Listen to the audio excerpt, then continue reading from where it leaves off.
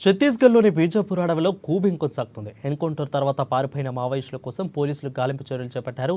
నిన్న జరిగిన ఎదురుకాల్పులో దాదాపు 12 మంది మావోయిస్టులు మృతి చెందారు. బారేడుపాక అటవీ ప్రాంతంలో గంటల తరబడి సాగిన ఎదురుకాల్పులు సాగాయి.